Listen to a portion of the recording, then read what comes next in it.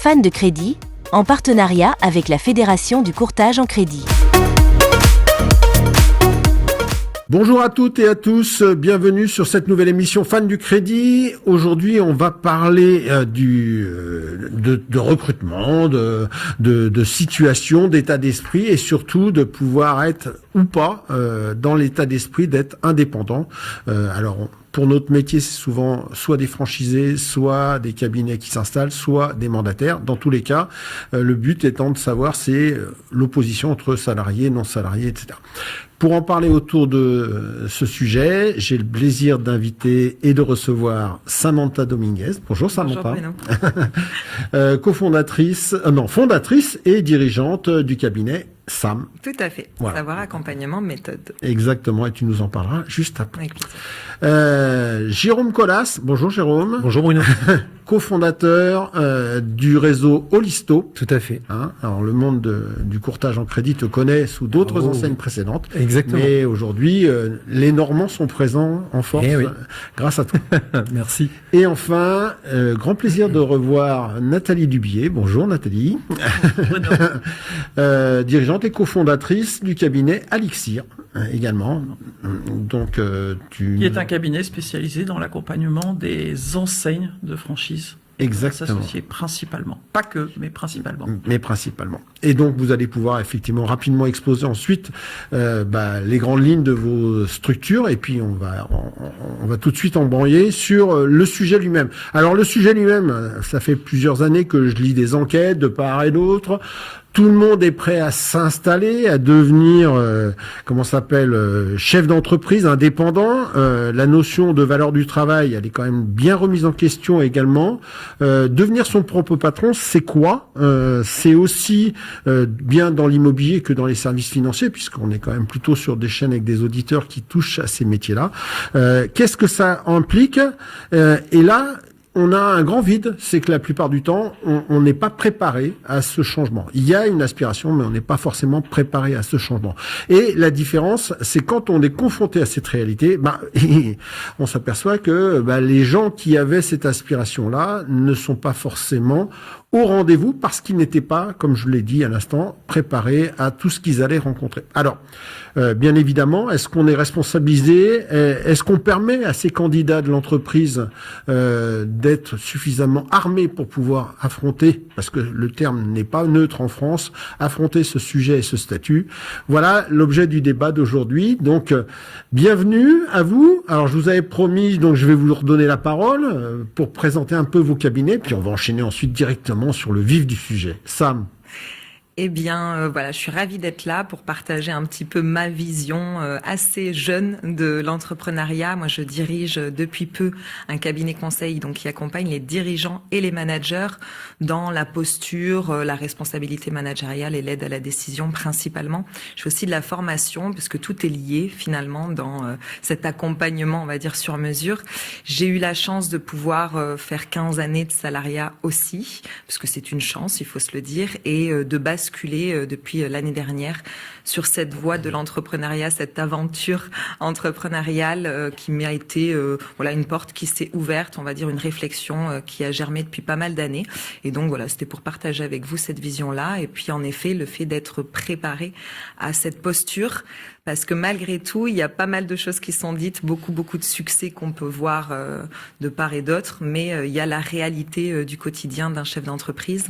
Et voilà, c'est le plaisir de pouvoir partager avec vous cette vision.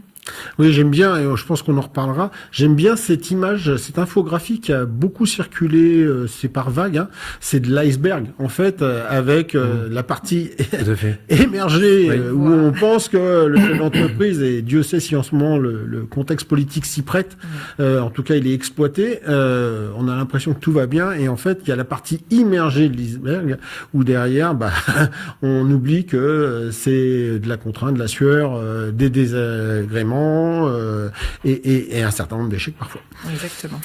Jérôme, Eh ben moi, cabinet de courtage dans lequel on Plus a qu'un voulu cabinet, réseau même. un réseau. Oui, tout à fait, oui, exactement, tu as raison. Un réseau avec à l'heure actuelle à peu près 7 agences et puis des projets d'ouverture là qui vont arriver en 2026. On a créé ce réseau en 2025 avec mes 2 associés fondateurs. Un réseau qui se veut mettre en avant le conseiller augmenté. J'aime bien ce terme parce qu'en fait, je veux pas partir sur de l'IA à 100%, parce que j'ai d'ailleurs préparé une petite vidéo que je vais publier dans la journée, je pense, sur les réseaux, sur tout ce discours où on a l'impression qu'en gagnant 5 minutes sur une note de synthèse, on va doubler son chiffre d'affaires, et revenir au basique, c'est-à-dire à l'humain, puisque je pense que l'humain est au cœur, en particulier des projets immobiliers. Et qu'il faut pas oublier que si le client vient nous voir, il a vraiment besoin de conseils, il a besoin d'accompagnement pour un projet de vie. Donc voilà ce qu'on a remis dans notre réseau. On est revenu au basique, mais on n'a pas oublié quand même, bien sûr, les logiciels et tout ce qui nous permet d'aller un peu plus loin et un petit peu plus vite. Sujet abordé il n'y a pas très longtemps avec Martin Pavanello, c'est effectivement l'IA doit rester un outil au service de l'humain, c'est-à-dire qu'il est là pour aider et améliorer, mais pas remplacer. Exactement. Et là aussi, je pense que c'est d'actualité un peu partout. Merci Jérôme. Nathalie, alors, une figure du monde de l'entreprise, une figure du monde de la banque, une figure du monde de la franchise. Tout ça en si peu de temps. Non, les cheveux blancs montrent que c'est pas si peu de temps que ça, mais... Vas-y alors, Alixir. Alors Alixir est ma 3e aventure entrepreneuriale, après 2 autres. Une première forme d'association où j'ai pu voir justement les limites d'un désalignement stratégique à un moment donné sur une vision, on n'était pas complètement alignés. La deuxième que j'ai eue seule, mais avec des partenaires extrêmement solides à côté, et qui m'ont en fait qui n'étaient pas des associés, mais qui ont été extrêmement présents. Et une troisième, qui est Alixir, qui elle a été construite à partir justement des individus. C'est-à-dire que j'ai rassemblé en fait un groupe de 5 personnes avec qui moi j'avais personnellement travaillé pour aller justement apporter une expérience, et un accompagnement à des entreprises avec un seul objectif, en fait, permettre à cette entreprise et à son dirigeant de durer. Donc je veux pas galvauder le terme développement durable, mais quelque part, c'est vraiment le driver, c'est-à-dire que on vient apporter de la solution financière de manière mesurée pour durer. On vient aider à revoir les organisations, les méthodes de travail, avoir les bonnes personnes aux bons endroits pour durer. Et puis à la fin du c'est vrai que ça permet d'aller lever de l'argent quand on a besoin de le faire, céder la boîte quand on a besoin de le faire, quand le dirigeant en tout cas est prêt à passer à ça. Et donc cet accompagnement entrepreneurial, en fait, on le vit par notre expérience à nous. Moi, ça fait 15 ans que je suis entrepreneur, mais aussi par les expériences de nos clients. Et moi, j'ai une autre casquette, c'est que je suis business angel depuis 10 ans, donc j'ai investi dans un certain nombre de startups. Et à ce titre-là, j'accompagne également soit en étant au board, au comité stratégique, soit simplement par du mentoring ou un coup de main donné aux participations dans lesquelles j'ai pu investir.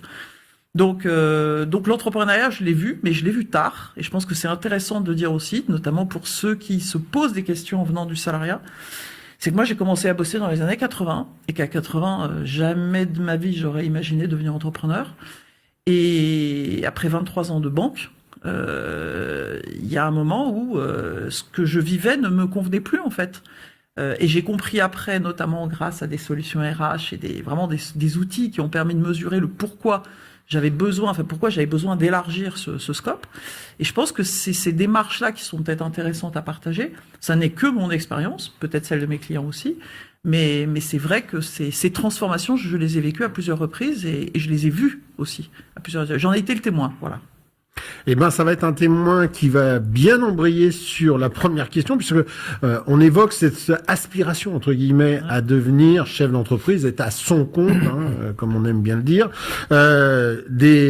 Les sondages régulièrement l'évoquent.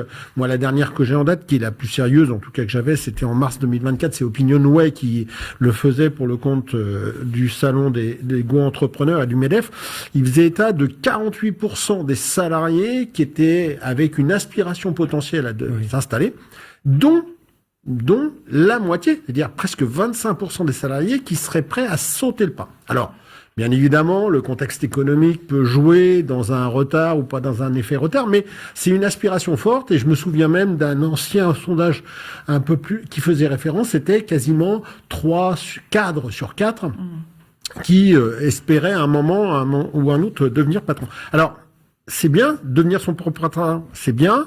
Est-ce qu'ils le font vraiment, ce sujet-là? Nathalie, toi qui as connu ces dossiers de candidature qui les accompagnent, est-ce qu'on le saute, ce pas? Alors, je ferais peut-être un tout petit rétropédalage par rapport à ce qui peut nous intéresser et ce qui intéressera les auditeurs, qui va être plus la partie entrepreneuriat en IMO, puisque c'est le sujet. Je voudrais juste mettre en perspective par rapport à la société. Moi, je pense qu'on a vraiment, et je l'ai dit, moi j'ai commencé à bosser dans les années 80, ça ne serait jamais venu à l'idée d'entreprendre. On voit bien aujourd'hui que c'est beaucoup plus courant que ça. Et preuve en est, je vais vous donner deux, trois exemples. Le premier, c'est que si on reprend 2014-2015, on avait à peu près, on va dire, 50 à 60 000 entrepreneurs indépendants en franchise. D'accord? On en a aujourd'hui 90 000. Donc, nombre de points de vente. Mais derrière les nombres de points de vente, on a des entrepreneurs, d'accord? Même si certains sont multi, bien sûr, mais voilà, c'est le premier point. Le deuxième exemple que je voudrais donner, c'est que toutes les écoles, donc ce qui forme nos enfants et les jeunes qui se préparent, toutes les écoles depuis 5, 6, 7 ans ont des masters entrepreneurs. Et quand je dis école, c'est pas que école de commerce.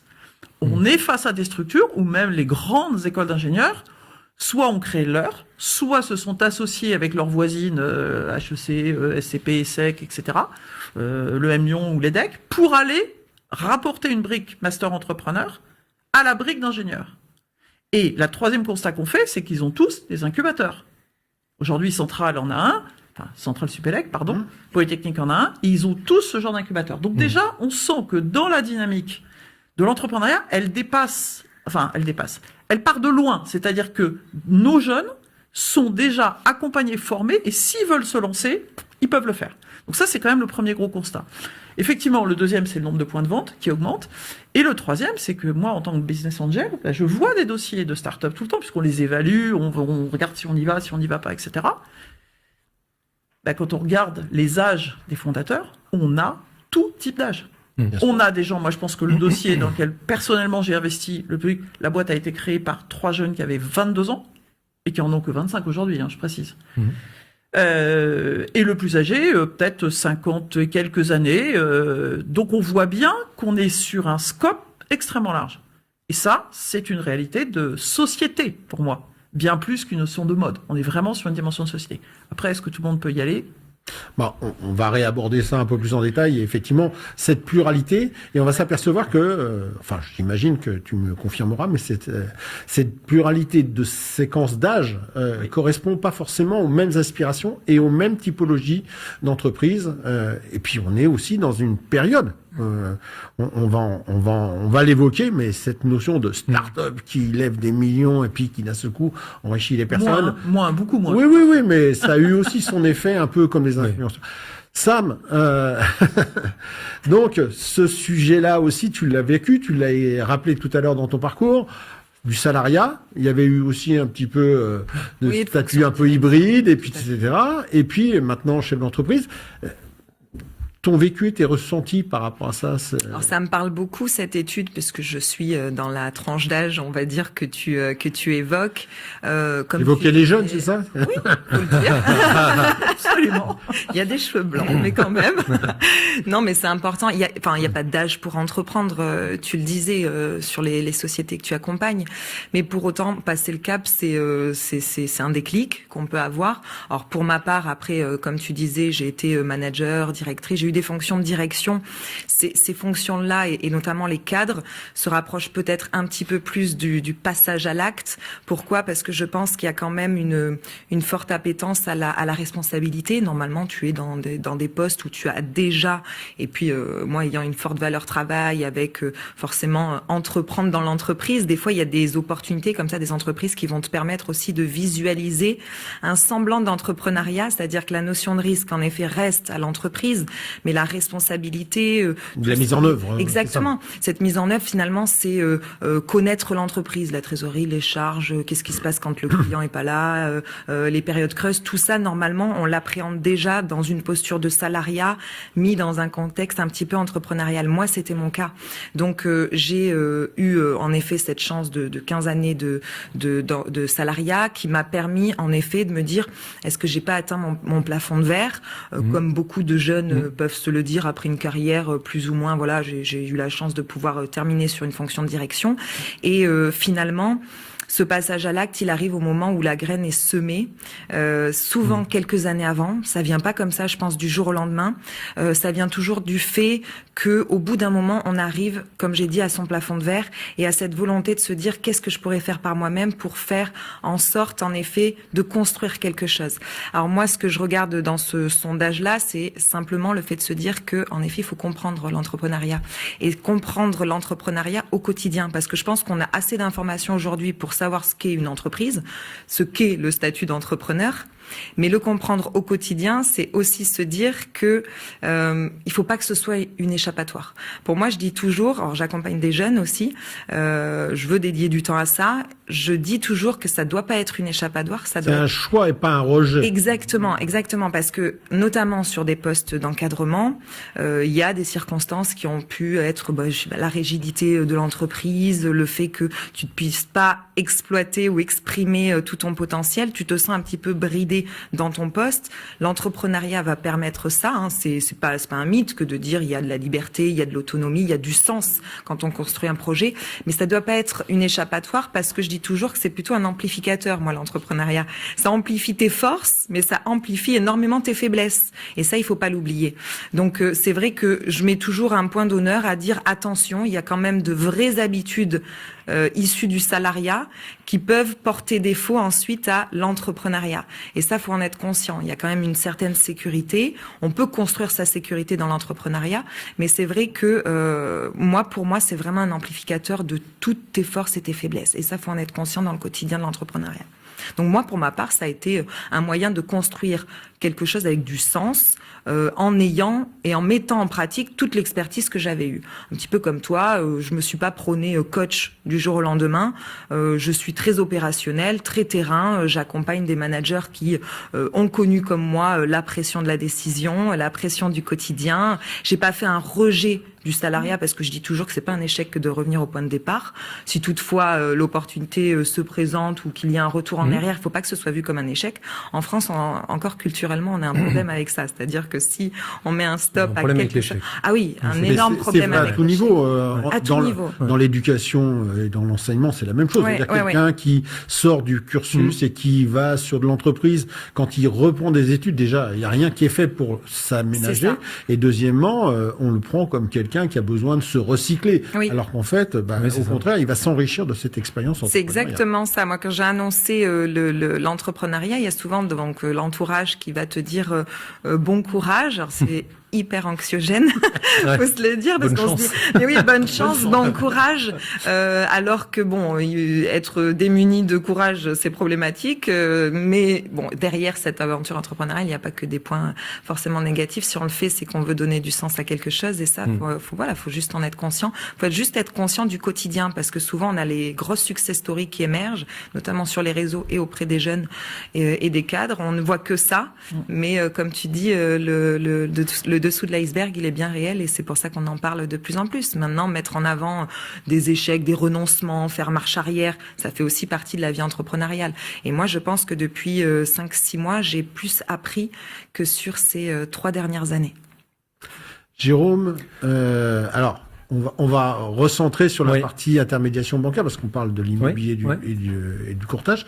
Et donc toi, par contre, l'indépendance et l'entrepreneuriat, c'est quelque chose qui t'est un peu vissé aux chevilles. Ah bah oui, oui, complètement. Ouais. Oui, c'est le modèle dans le courtage depuis très longtemps, avec le numéro 1 du courtage qui avait amené en fait ce statut d'indépendant dans un groupe. En fait, hein, alors j'ai une phrase souvent, je dis que l'indépendance c'est un sport collectif.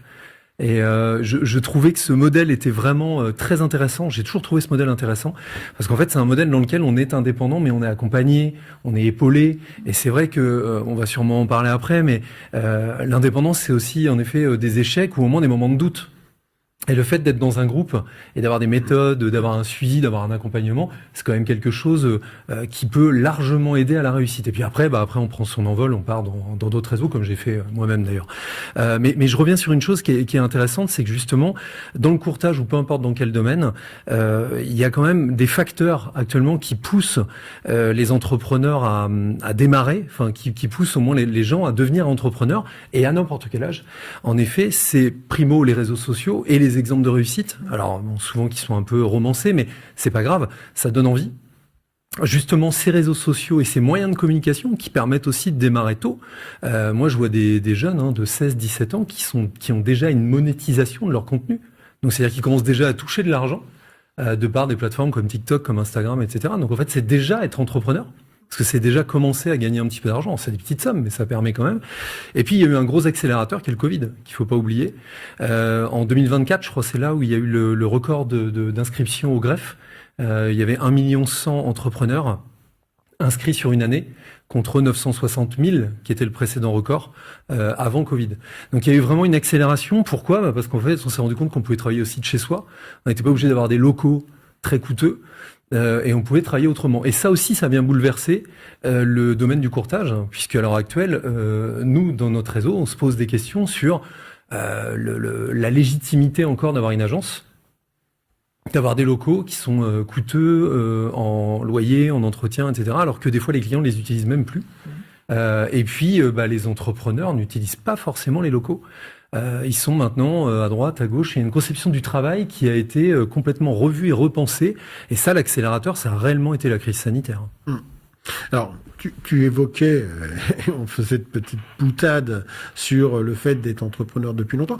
Est-ce qu'on peut parler d'une forme d'atavisme, d'héritage, parce que ses parents ont été commerçants, chefs d'entreprise, ou ont côtoyé ce monde entrepreneurial d'un point de vue de responsabilité, ou est-ce que ça vient, comme tu le dis aujourd'hui, à tout âge, par un phénomène, on va pas dire de mode, mais parce que effectivement, on trouve que la mariée est belle, on enjolive forcément les succès et pas forcément les échecs. Oui. Il y en a forcément. Hein. Oui. Tu parlais du nombre de créations. Enfin, il y a quand même 50%. Il y a quand même quelque Au bout de chose. 5 ans. Ouais, il y a quand Au même moins. quelque chose qui est important. C'est aussi l'explosion des auto-entrepreneurs. Oui, tout à fait, c'est ça. Et donc, c'est aussi ça qui fait bouger ça. Maintenant, auto-entrepreneur, que ce soit intra-entreprise ou que ce soit vraiment de l'auto-entreprise, est-ce que on n'est pas en train de basculer? Je l'évoquais tout à l'heure. Et donc là-dedans, est-ce que ces catégories d'âge auxquelles Nathalie faisait référence, tu les remarques aussi, toi? Alors, l'atavisme, avant, oui. Maintenant, j'y crois de moins en moins, parce qu'en fait, je me rends compte que Alors, je pense qu'on transmet quand même, on transmet des valeurs, une valeur travail, une certaine méthode et un état d'esprit. Ça, c'est clair. Mais encore une fois, hein, les réseaux sociaux en particulier, hein, puisque c'est devenu un média vraiment d'une puissance folle sur la transmission d'informations.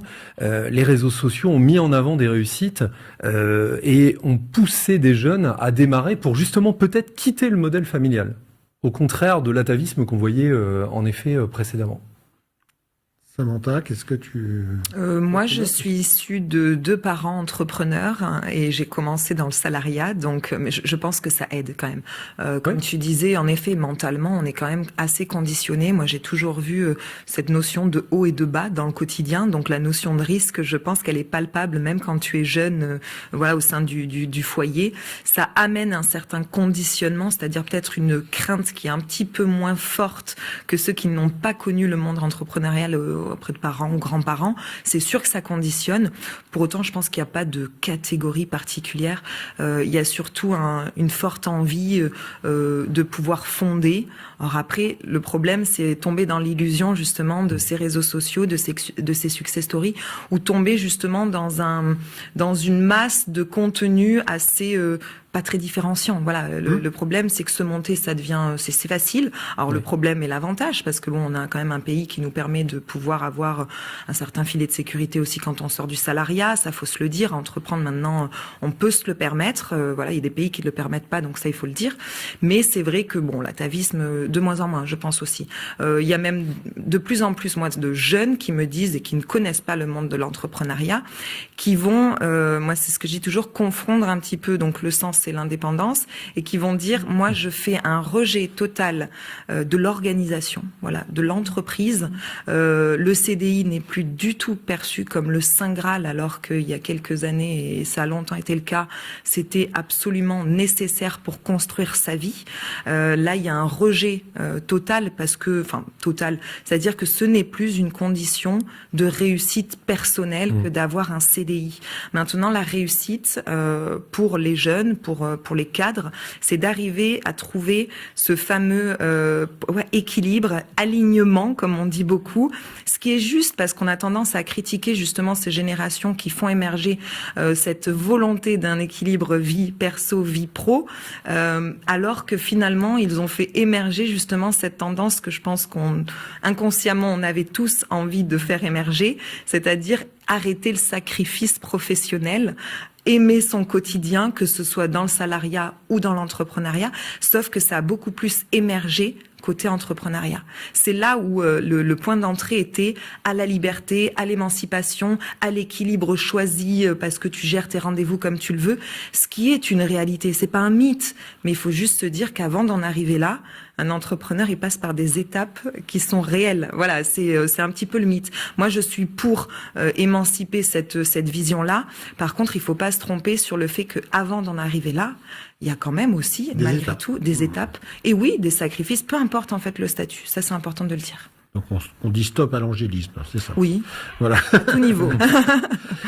Nathalie, toi, on l'a évoqué tout à l'heure, tu l'as vu avec de l'étude de dossier, toi-même aussi, Oui, et puis de l'accompagnement.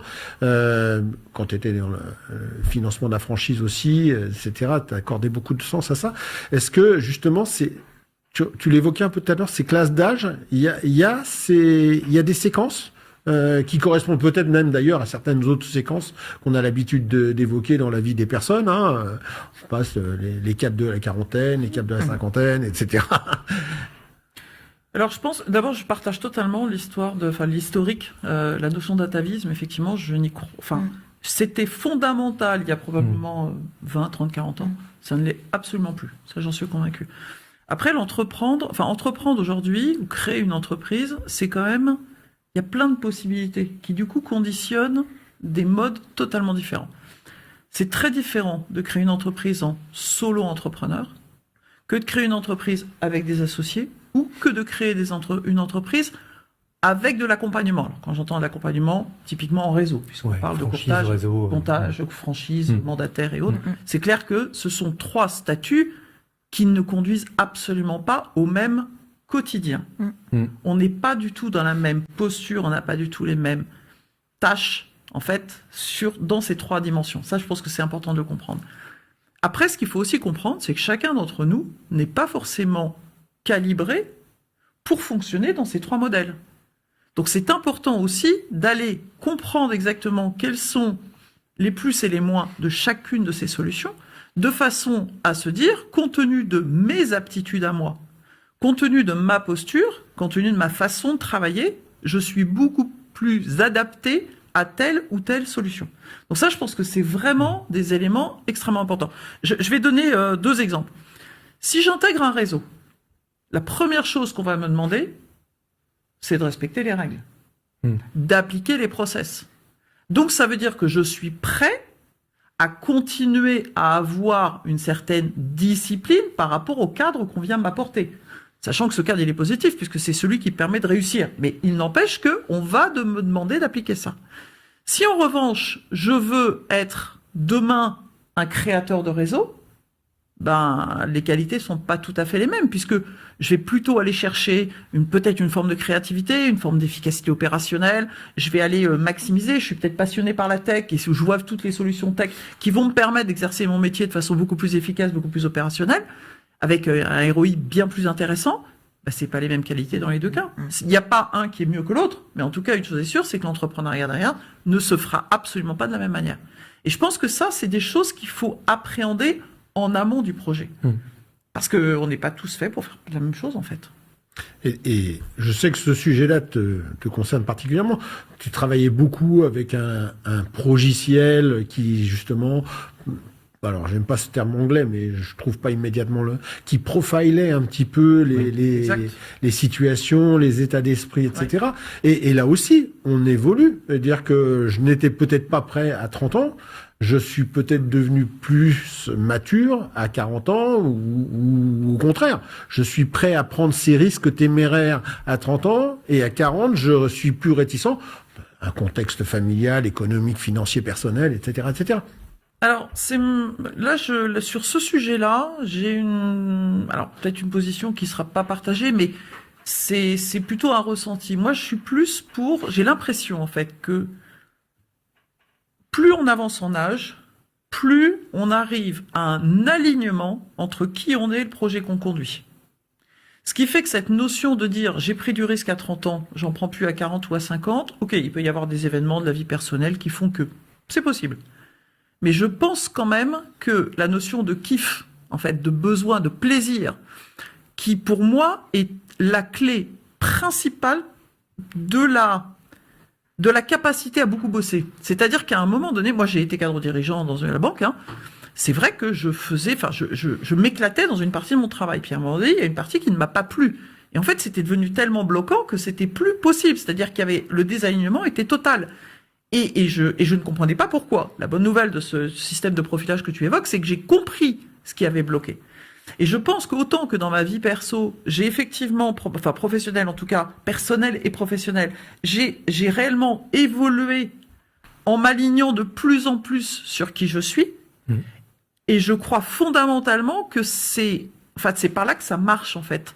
Enfin, je pense que cette expérience, tu la vois, mais j'ai vraiment cette perception que c'est là que ça fonctionne. C'est d'arriver à cet alignement. Et quand l'alignement est là, pour le coup, ok, on peut se taper. Alors, et c'est pas une question de quantité de travail ou d'engagement. Enfin, moi, j'ai toujours beaucoup travaillé. Ça change rien. Là, aujourd'hui, je travaille aussi beaucoup. Mais en tout cas, la façon, je dirais 70% de mon business m'éclate. Ça n'a peut-être pas toujours été le cas à certains moments. Alors que, effectivement, et les 30%, bah oui, c'est le côté pesant de l'entrepreneuriat avec l'iceberg, c'est-à-dire gérer la trésor, relancer les clients, faire les factures, aller chercher de nouveaux clients. Et après, oui, effectivement, ce travail-là n'est pas toujours le plus plaisant, mais il est indispensable, en tout cas, aux réussites d'une entreprise. Alors là-dessus, moi, c'est marrant parce que alors autant sur l'alignement, je suis d'accord. Ouais. Sur l'alignement de ses besoins, de ce qu'on met en place pour réussir, au moins pour essayer de réussir. Par contre, je trouve que plus on vieillit, plus il manque ce petit grain de folie, cette prise de risque qu'on avait étant plus jeune. Moi, je le vois autour. Alors, peut-être que c'est dans mon domaine, peut-être que c'est dans le domaine du courtage, mais je m'aperçois qu'en fait, on a la prise de risque dans un domaine qui est arrivé à maturité aussi. Elle est de plus en plus complexe. C'est-à-dire que on a connu dans le courtage les balbutiements, l'explosion du courtage plusieurs fois de suite, en plus avec les différentes crises et rebondissements de crise et renégociations, etc. Et là, à l'heure actuelle, on arrive à un marché mature, avec des relations avec les banques qui deviennent de véritables relations, enfin tout au moins on essaye de les instaurer, et puis également avec tous les partenaires, assureurs, etc. Et avec les mandataires, moi j'ai quand même l'impression qu'il y a une moins grande prise de risque, ce qui favorise d'ailleurs les réseaux, puisqu'en fait les gens veulent rejoindre des réseaux avec une véritable méthode, mais j'ai quand même l'impression que la prise de risque est plus difficile quand on vieillit, parce que... Jérôme, oui, excusez-moi. Si je peux me permettre, je pense qu'on peut probablement rapprocher les deux visions. Je pense que la réponse, tu l'as donnée en disant mon marché est mature aujourd'hui. C'est-à-dire que ceux qui sont animés par un grain de folie ne vont plus sur ton marché. Oui, c'est ça. Mais c'est pas parce qu'ils y vont plus qu'ils ne continuent pas à être en grain de folie sur d'autres sujets. Ouais. C'est-à-dire qu'aujourd'hui, je le vois très bien, ceux qui sont portés par une forme de grain de folie, c'est vrai, se sont précipités sur l'IA. Enfin, moi, j'ai quand même touché du doigt le sujet de l'IA il y a 2 ans et demi dans une conférence, et je me rappelle très bien, j'avais un tout petit peu moins de 60 ans, et je me dis, waouh, mais ça va en fait révolutionner notre vie pro et perso. Et ceux qui ont de la grande folie, je les retrouve tous aujourd'hui déjà positionnés sur ces marchés de manière très efficace. Moi, j'ai un associé qui aujourd'hui est déjà en train d'accompagner nos clients dans l'opérationnel en intégrant l'IA dans toute l'efficacité opérationnelle de l'exécution de l'organisation, clairement de façon très concrète et quotidienne. Donc, je pense que ce qui est lié, c'est vraiment cette notion en fait d'être arrivé sur un marché mature qui n'a peut-être pas la nouvelle révolution. Oui, pas encore. Peut-être qu'elle va arriver, l'IA va peut-être la générer, je n'en sais absolument rien, je connais pas assez l'exercice du métier en tant que tel, mais je pense que ceux qui ont la grande folie sont ailleurs. Ouais, mais elle existe. Ils existent. Oui, puis tout est une question de profil, comme tu le disais, parce que c'est un peu comme la notion de créer une entreprise ou de reprendre une entreprise. Je crois qu'on l'évoque juste après, mais c'est un petit peu ça, parce qu'il y en a qui vont justement se conforter au marché mature, qui peut être sécurisant, au contraire. Il y a de la place pour tout le monde, c'est un marché qui s'est stabilisé, etc., et qui vont faire la différence au niveau de l'humain ou d'une nouvelle technologie, parce qu'il n'y a pas que la nouvelle technologie.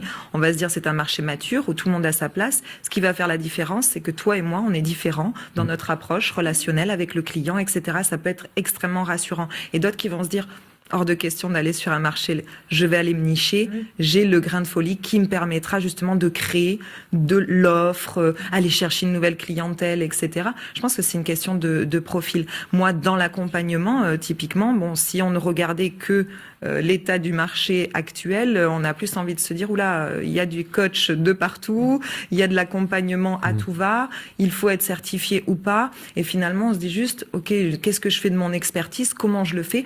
Moi, ça a été l'opportunité de me dire, je veux créer vraiment mon espace d'accompagnement qui me ressemble, avec une cible qui a besoin, je pense, de se dire, elle a fait le métier, elle sait de quoi elle parle, je peux la contacter à tel... Voilà, et pourtant c'est un marché mature. Moi, je l'ai plus vu comme, au contraire, un espace rassurant en me disant, s'il y a des gens qui vont, c'est qu'il y a de la cible, et s'il y a des gens qui vont sans expérience, avec leur propre expertise, peut-être de coaching, etc., c'est différent, mais c'est vrai que pour moi, c'était, ça dépend des profils et comment ils veulent y aller. Ouais. Oui, puis le souci, c'est aussi l'exemple, c'est-à-dire qu'on nous met sous le nez des exemples, en effet, très, très technologiques, très poussés, des véritables révolutions, alors que des fois, la révolution, on l'a vu avec des réseaux, par exemple, d'agences immobilières, qui se sont créés en effet sans agence, qui ont eu à la belle époque pour un des réseaux 17 000 mandataires, qui était quand même une entreprise absolument énorme.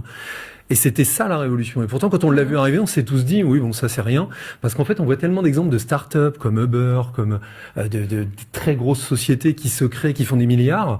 On nous met tout le temps ça sous le nez, qu'en fait, on se dit que la révolution, elle doit être colossale ou elle ne doit pas être. Et en fait, peut-être que la révolution, des fois, c'est pas grand-chose. Exactement. C'est pas grand-chose. Ça peut être une innovation dans l'organisation, ce qui a typiquement été le cas. Exactement. Le jour où les mandataires sont arrivés, ça a révolutionné votre marché de l'immobilier. C'est tout à fait. C'est bien sûr.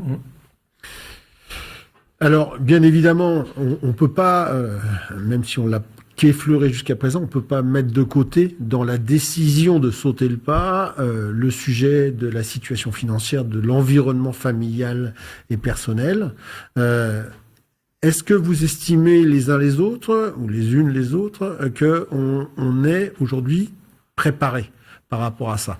C'est-à-dire que effectivement, il y a de plus en plus de communication, les réseaux sociaux, on angélise, j'aime bien utiliser ce terme-là, un petit peu cette expérience professionnelle de chef d'entreprise, mais derrière, cette partie immergé de l'iceberg, il est quand même très prégnant et il est quand même la cause dans les échecs d'un certain nombre de sujets qui sont importants. Bon nombre d'amis ou de personnes que je connais ou que j'ai côtoyées ont soit changé de vie personnelle, même carrément, à ces moments-là, soit ont connu des revers financiers assez compliqués. Est-ce qu'on y est préparé aujourd'hui pour pouvoir se lancer parce que je veux me lancer comme artisan, je vais à la chambre des métiers, j'ai un stage aujourd'hui qui en plus je crois fait plus que 2 jours ou 3 jours, oui. Et où on apprend quasiment rien. Et voilà, est-ce que vous pensez que les gens sont prêts à ça, Sam? On n'est pas préparé. J'ai presque envie de dire. C'est pour ça que je crois aux notions d'accompagnement, c'est on est préparé à pas grand chose. Moi, quand je vois les jeunes sortis d'études et que ce soit de master, etc., pas préparés au monde du travail. Même si, comme le disait Nathalie, on a de plus en plus dans certaines filières Oui, on a ce qu'il faut. Alors maintenant. Mais plutôt dans le commerce. Exactement, plutôt dans le commerce, parce que pour le coup, c'est pas le cas de tout le monde. Maintenant, et c'est pour ça que c'est créé, et c'est très bien. Mais dans le monde du travail, on est très peu préparé à ce qui arrive. Alors c'est vrai que c'est bien d'avoir de l'échange entre eux et avec d'autres communautés pour le faire. Dans l'entrepreneuriat, on n'est pas préparé à tout ça, parce que dans la construction même, on peut avoir un objectif, on peut avoir une niche, on peut avoir son marché, mais dans le quotidien, l'entrepreneuriat, c'est une mise à nu complète de notre personne et de notre projet. On est tout le temps en train de vouloir comparer les choses. Alors, ce qui est bien, parce que ça peut être porteur si on se compare à ce qui est comparable, mais c'est vrai qu'on a tendance à vraiment insister sur la réussite, et ce qui est très bien parce qu'on permet de visualiser un projet qui va aller vers la réussite, et je crois à la visualisation. Mais par contre, on n'est pas préparé, en effet, à ces notions d'échec et de renoncement. On n'est pas préparé à avoir des collaborations qui sont plutôt porteuses. C'est-à-dire que c'est vrai que, notamment dans l'indépendant pur et dur, le solopreneur, on a l'habitude de travailler seul, de construire seul, et finalement on peut associer. Moi, j'ai toujours tendance à dire je travaille seul et je m'associe, je collabore avec des gens qui me permettent de travailler mes idées, d'avancer dans mes actions. Parce que le maître mot de l'entrepreneuriat, c'est d'avancer. Si tu n'es pas préparé à ça, c'est un petit peu le poisson dans le bocal, c'est-à-dire que tu peux avoir l'expertise qu'il faut, la superbe idée.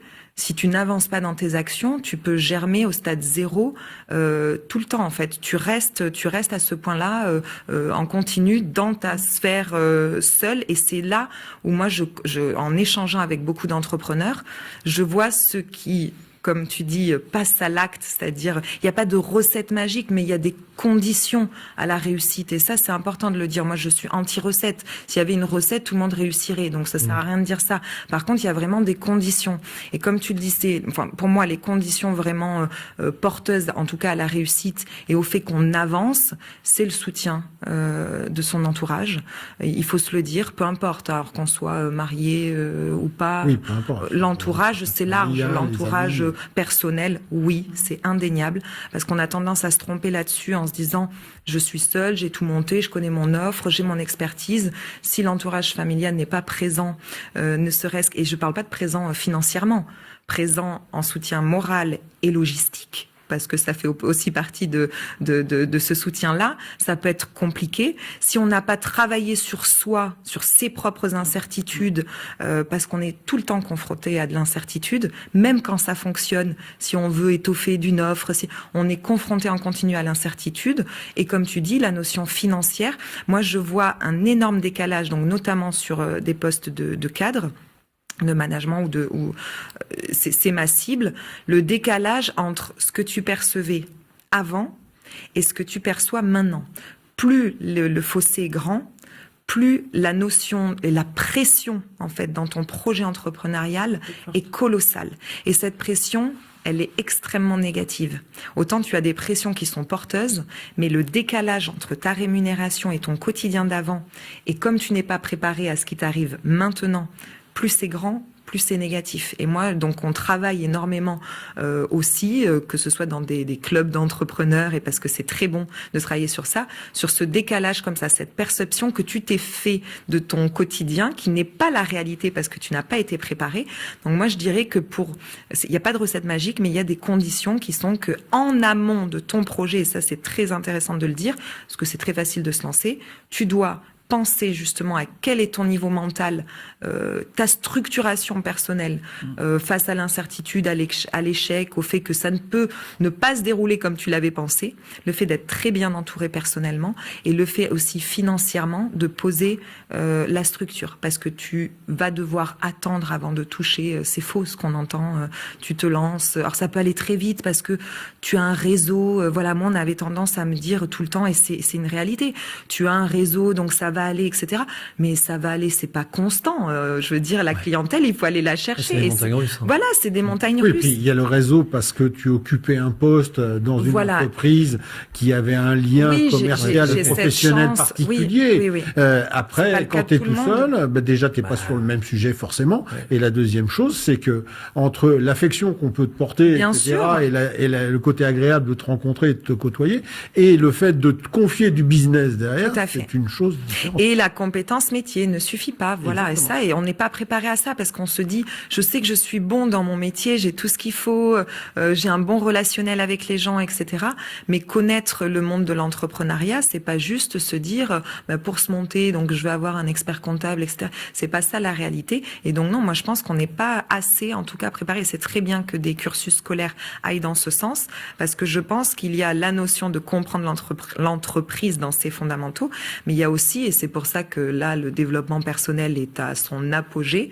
On peut le faire par soi-même, il n'y a pas de souci, mais vraiment mentalement se dire que ça va pas se passer comme tu l'as écrit, et c'est toute la vision à donner au projet avec les notions de mon seuil critique. Voilà, ça c'est important de l'aborder parce que je pense qu'on peut être extrêmement déçu d'un lancement où on se dit que ma compétence métier, mon relationnel fera le reste. C'est pas comme ça que ça se passe. Nathalie, tu es souvent confrontée à ce sujet-là et je pense que c'est des questions, ça fait partie quasiment des premières questions que tu poses lorsqu'il s'agit de gens qui veulent s'installer ou qui veulent reprendre. On va en parler effectivement assez rapidement derrière, mais de ce choix alternatif. Alors, je pense qu'effectivement, cet alignement dont on parle tout à l'heure, en fait, c'est bien un alignement d'un projet avec ses attentes. Donc, si on n'a pas compris ses attentes, ça ne marche pas. Après, j'ajouterais quelque chose, c'est quelque chose que j'aime beaucoup faire, c'est-à-dire que je ne fais plus jamais aujourd'hui une opération de haut de bilan, que ce soit une séparation d'associés, que ce soit une levée de fonds ou une cession de boîte, sans avoir profilé le dirigeant concerné. Alors il me dit, pourquoi ? Je dis parce qu'en fait, il y a ce que ta tête veut et il y a ce que ton ventre va dire. Et en fait, ta tête, le raisonnement peut être extrêmement cartésien, extrêmement clair, etc. Mais si quelque part, l'opération ne colle pas, enfin colle bien avec ce qu'il y a dans ta tête, mais pas du tout avec ce que tu as dans les tripes, en fait, ça ne marche pas. Et quand on s'investit, nous, dans une opération de levée de fonds ou de cession de boîte, l'objectif, c'est quand même qu'on la mène au bout. Et si on se rend compte qu'il y a un désalignement, on sait très bien qu'on n'arrivera pas au bout. Parce qu'il y aura toujours une bonne raison, qui est celle des tripes, qui va faire que ça va capoter. Ça ne marchera pas, en fait. Donc, ces notions d'alignement, pour moi, elles sont absolument déterminantes. C'est-à-dire que on peut être un entrepreneur avec des postures et des aptitudes différentes. Je l'ai évoqué tout à l'heure, mais je peux être très bien, très orienté par un besoin de résultat immédiat. Je peux être au contraire tout à fait ouvert à un besoin de ROI un petit peu plus loin, parce que c'est pas ma priorité. En revanche, ma priorité, ça va être de me challenger toujours sur des nouveaux sujets, ou au contraire d'aller vouloir apporter mon aide, et donc par conséquent avoir une approche très sélective de ma clientèle potentielle ou de mes collaborateurs. Et là, je vais avoir probablement une dimension commerciale assez efficace. Donc, en fait, il y a plein de formes d'entrepreneuriat possibles en fonction de qui on est. C'est clair qu'on ne va pas exercer, enfin d'abord on ne va pas être entrepreneur de la même manière, selon ces drivers-là, et une fois qu'on a entrepris, on ne va peut-être pas non plus être sur le même terrain de jeu, le même type de vente. On a des gens qui sont faits pour des cycles de vente courts, on a des gens qui sont faits pour des cycles de vente beaucoup plus longs. Ça n'est pas la même chose, et pourtant on peut entreprendre dans les deux cas. Mais on ne va pas demander à quelqu'un qui a besoin d'un ROI tout de suite d'aller se mettre sur du B2B avec des process de transformation un peu longs, ça ne marchera pas. Donc dans votre métier, et je parle du coup de l'immobilier et du courtage en immo, c'est vrai que ça peut prendre du temps en fait. Donc il faut être conscient qu'on peut avoir des opérations qui marchent, des opérations qui marchent pas, et des trucs qui capotent, qu'il faut être constamment là, il va falloir rassurer le client, il va falloir être là tout le temps. Si jamais moi j'ai besoin d'un ROI immédiat et de résultats tout de suite, et que je me démobilise si ça vient pas, ben en fait, peut-être que je suis pas fait pour ce métier. Et ça, ces éléments d'analyse-là sont hyper importants. Alors après, la vraie solution, c'est que soit on a la chance d'avoir des gens qui nous accompagnent, mais bon, là aussi, il faut avoir les moyens de pouvoir financer, ce qui est tout à fait logique, hein. Soit on a aujourd'hui, ce qui est quand même une bonne nouvelle, des systèmes experts qui vont très loin dans cette mesure-là. Donc après, effectivement, il faut avoir les professionnels capables de le décoder, mais en tout cas, il existe des outils de profilage qui permettent d'aller voir quel type d'entrepreneur je peux être, et puis savoir dire aussi, je pense que l'entrepreneuriat n'est pas une bonne idée. Moi, je vais citer, quand j'ai quitté HSBF, donc c'était il y a longtemps, hein, il y a 15 ans maintenant, j'ai plein de collègues qui sont partis après, parce qu'évidemment, il y a eu un certain nombre de vagues de départ, d'évolution, de changement de ligne, de vente de bout de la banque. Il y a des gens qui m'ont sollicité en me disant, Nathalie, j'envisage, est-ce que je peux ? Et je leur ai dit, écoutez, vous savez quoi, je ne sais pas. Donc, vous allez passer le système profilage, et puis après, on va vous répondre, en fait. Eh ben, sincèrement, j'en ai peut-être que 1 sur 3 qui était réellement capable quelque part de se lancer dans l'entrepreneuriat avec tout ce que ça signifie. Je crois que Samantha l'a très bien dit, il y a beaucoup de on va dire, de conditions. On va appeler ça des conditions parce que c'est très positif comme terme, j'aime beaucoup.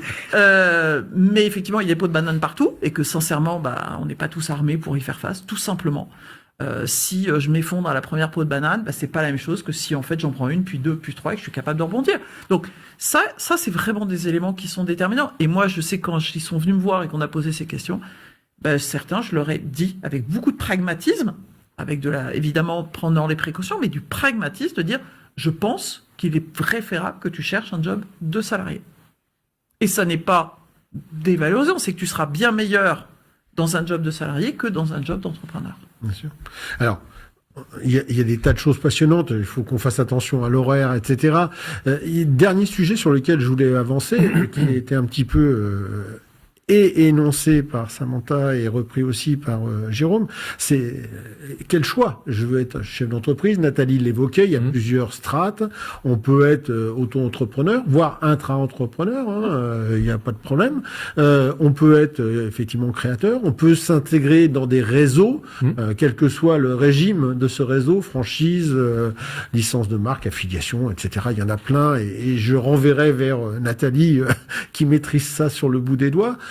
C'est quoi aujourd'hui, toi, les avantages et les inconvénients, si on devait balayer un panorama de chacune des situations, qu'est-ce que t'apporte chacune des sujets? Parce que tu évoquais tout à l'heure des gens qui viennent dans le métier du courtage ou qui sont venus dans le métier du courtage, on va dire par opportunisme, j'essayais de le dire tout à l'heure, c'est-à-dire que tu parlais de contexte qui était très fort. Oui, forcément, on sait très bien que quand il y a des marchés qui marchent très fort, ces professions attirent.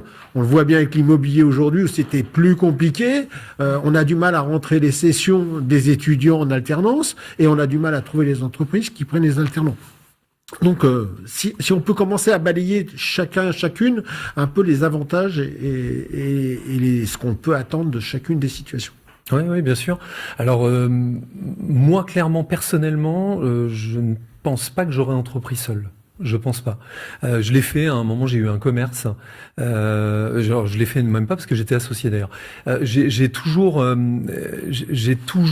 eu besoin de me raccrocher surtout à une méthode et à l'appliquer et peut-être à l'améliorer après, puisque la preuve, si à l'heure actuelle j'ai monté un réseau, c'est que j'avais besoin aussi de changer de méthode et d'avoir la mienne parce qu'elle ne me convenait plus. Mais il s'est écoulé beaucoup de temps, 17 ans exactement, avant de commencer à penser à créer ma propre méthode et à avoir quelque chose qui me ressemble. Moi j'ai pour revenir sur ce que disait Samantha rapidement, et ça fait le lien, c'est que moi j'appelle ça les 3 M. Le matelas, le mental, la méthode. Le matelas, c'est le matelas financier. Alors, il est un peu plus simple à acquérir, je trouve, quand on rentre justement dans un réseau, parce que on est quand même relativement protégé, on peut avoir des aides, même si Oui, puis il y a une matrice, pour retourner sur TM, il y a une matrice. Exactement, tout à fait. Le mental, ça appartient à chacun, voilà. Mais en effet, je rejoins le mental, c'est pas seulement le sien, c'est aussi celui de l'entourage. Et puis la dernière chose, la méthode. Et ça, la méthode, c'est tellement plus facile de l'avoir quand on rentre dans un réseau, qui nous donne une méthode éprouvée, peut-être datée des fois, faut faire attention à ça, faire attention dans quel réseau on rentre. Datée au sens ancienne ou désuète. Ouais, désuète, exactement, tout à fait. Mais par contre, il y a quand même une méthodologie. Souvent, j'avais tendance à comparer l'entrepreneuriat à un art martial. C'est-à-dire que on a envie d'en faire, on a tout de suite envie d'aller se bastonner sur le ring, mais on n'est pas prêt. Et en fait, quand on regarde bien les arts martiaux, c'est quelque chose où au départ on apprend tout doucement, et à la fin, contrairement à ce qu'on peut croire, on finit par exemple dans le karaté par les katas, qui se rapprochent plus de la danse que de l'art martial. Je pense que l'entrepreneuriat, c'est un petit peu ça. C'est-à-dire que avoir un réseau, c'est avoir une structure au-dessus qui va nous apprendre de A à Z comment faire pour que ça fonctionne. Après, certains, au bout d'un moment, sont faits pour être seuls et partir seuls. Mais moi, je pense qu'il faut vraiment démarrer par un réseau. C'est quelque chose qui peut vraiment nous aider. Samantha? Moi, je rejoins Isabelle sur le principe de profiler, c'est-à-dire que avant même de terminer mon poste, donc dans une fonction de direction, j'avais fait le choix personnel de faire un bilan de compétences. J'en rêvais depuis des années. Je trouve ça bien qu'on change de poste, qu'on change de carrière, etc. Je savais fondamentalement que je n'allais pas faire une reconversion professionnelle, mais je ne savais plus, avec la masse d'aptitudes et de sollicitations aussi à l'issue de cette fin de contrat, vers quelle voie me diriger, justement. Je ne savais même pas que j'allais entreprendre. Je pense que c'est pas toujours... Je savais que c'était terminé depuis pas mal de temps, souci d'alignement stratégique, peu importe. Je savais que ça allait se terminer, mais je ne savais pas l'après. Je savais une chose, c'est que le management voilà, l'ADN commercial et le management faisaient partie de moi. Point. Donc, profiler, c'est très bien parce que ça fait émerger aussi pas mal d'aptitudes, justement, qui vont permettre de décider, non pas par facilité, parce que ça, c'est l'erreur à ne pas commettre. Le fait de se dire, se monter en micro-entreprise, c'est hyper simple, ma comptabilité, c'est pas grand-chose. C'est pas comme ça qu'il faut faire des choix. C'est justement en connaissant son propre profil, et là, sur des choses très pragmatiques. Est-ce que je suis structurée? Est-ce que je crée? Est-ce que ça, c'est pas évident, mais ce sont quelques questions. Alors sans pour autant faire des bilans de compétences et tout, mais en tout cas, je pousse fortement à ça parce que moi, j'étais cadre dirigeante, donc on peut se dire oula, c'est quoi? C'est un semblant de burn-out où elle est en train de vriller et tout. Non, pas du tout. C'est vraiment avant de recommencer quelque chose, justement une préparation en amont pour justement choisir le fait que je suis en capacité de travailler seule parce que j'ai connu malgré tout dans ma fonction l'incertitude, la notion de risque, les montages financiers, enfin, tout ce qui va dans la construction et dans le fait de pouvoir se structurer au quotidien, parce qu'il faut pas manquer d'aptitude à se structurer quand on est seul et qu'on devient polyvalent plus que polyvalent. Dans le fait de se dire je suis en train de monter un projet qui me paraît complexe, et dans ce cas-là, le fait de s'associer donne une certaine réassurance, et le fait de se dire j'ai pas toutes les capacités, mais là je parle de compétences métiers, donc je vais collaborer finalement avec quelqu'un qui fait les choses mieux que moi. Alors moi je le fais de manière détournée en collaboration, partenariat. Quand on fait mieux que moi, tant mieux. J'ai presque envie de dire vaut mieux s'associer à des gens comme ça. Ou alors le fait de se dire je suis conscient de ma compétence métier. Je suis conscient du fait que ma valeur travail soit très forte. J'ai pas de souci là-dessus. Je veux une certaine indépendance. Et là, le réseau, je pense qu'il apporte, en effet, cette méthode, ce matelas de compétences, on va dire, entrepreneuriales, puisqu'on ne peut ne pas les avoir à l'instant T, assez rassurant pour se dire, je peux me lancer en tant qu'entrepreneur, avec la vision de l'autonomie, du sens, de la liberté, mais avec justement cette soupape de se dire, il y a une méthode derrière, ça m'aidera à me construire, à m'aligner, je sais ce que j'ai à faire, je suis peut-être meilleur exécutant que créatif. Donc voilà, il n'y a pas pour moi, de moins bien ou de mieux. Il n'y a pas de plus facile ou de moins facile. Il y a juste un choix par rapport à son propre profil. Et ça, faut vraiment ne pas suivre les conseils d'un tel. Il faut aller se renseigner, soit auprès de professionnels aguerris, soit auprès,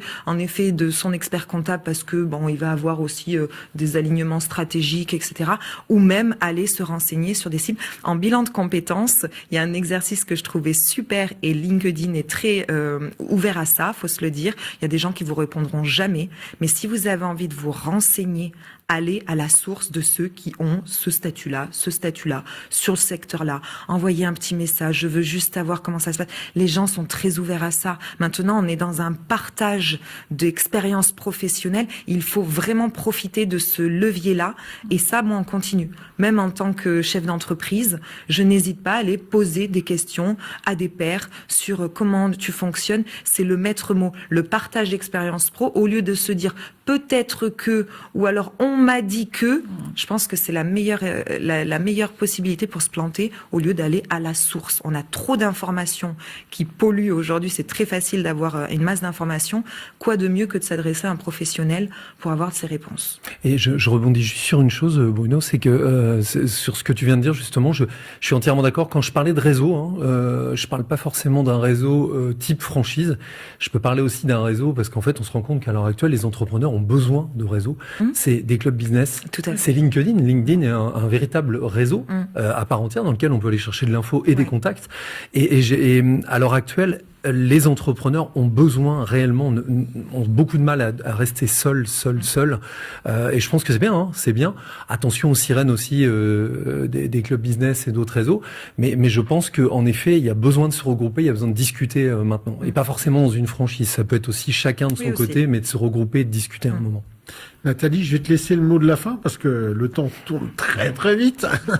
D'abord, je partage totalement ce que vous dites. Je crois depuis le début, je pense qu'on reboucle un peu sur les mêmes axes. Moi, je pense qu'il y a une opportunité qui se présente pour les porteurs de projets là. On est nous en janvier, mi-mars. Il y a le salon de la franchise à Paris. Et je pense que pour quelqu'un qui se pose des questions sur devenir entrepreneur, comment le faire? Est-ce que j'ai envie de devenir courtier en crédit? Est-ce que l'immobilier, est-ce que j'ai envie d'aller dans ces secteurs-là, dans ces métiers-là? On a quand même un rendez-vous annuel qui est quand même majeur, qui permet de regrouper plein d'acteurs professionnels, qui présente aussi des conférences sur la création d'entreprise, la création franchise, comment on choisit son réseau, pourquoi on choisit tel réseau ou un autre, quelle activité nous convient le mieux. Franchement, on a quand même la chance, les futurs entrepreneurs, les porteurs de projets ont une chance inouïe, c'est d'avoir cet événement-là. Parce que si on amène en fait en conclusion le point majeur, c'est que moi, à un moment donné, je ne crois pas une seconde à l'entrepreneuriat sous contrainte. Ouais, je suis d'accord. C'est-à-dire que ce soit, on l'a évoqué tout à l'heure, par défaut, par machin, un choix. Non seulement un choix, mais ça doit être le choix qui m'anime, moi, mon fonctionnement. Et je pense que je rejoins, c'est pas une question de dire je commence en franchise parce que ça va me donner une forme de sécurité, c'est juste que est-ce que j'ai besoin de cette sécurité? Est-ce que j'ai besoin, non pas du sécurité, mais de l'efficacité, et qu'en fait j'ai pas envie de réinventer le fil à couper le beurre, d'autres l'ont fait avant moi? En fait, il y a plein de raisons pour lesquelles on peut rejoindre un réseau, ou on peut au contraire décider de partir en indépendant ou en solo. Mais le vrai point, c'est cet alignement.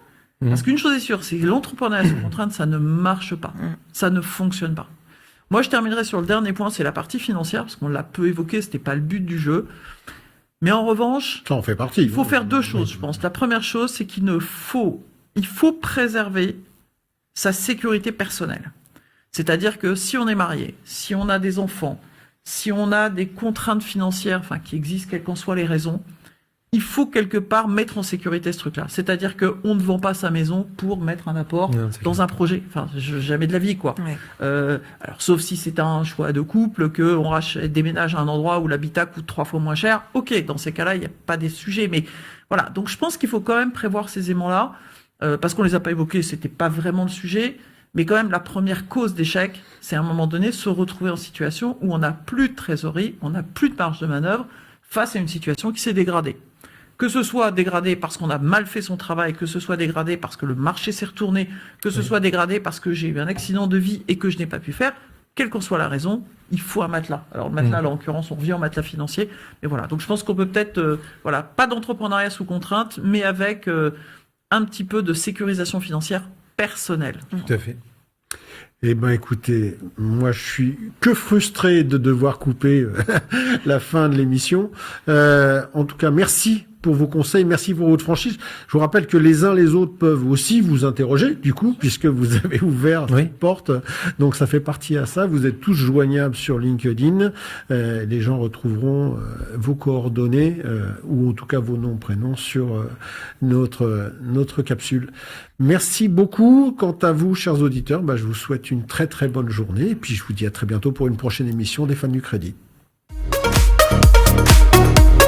Fans de Crédit, en partenariat avec la Fédération du courtage en crédit.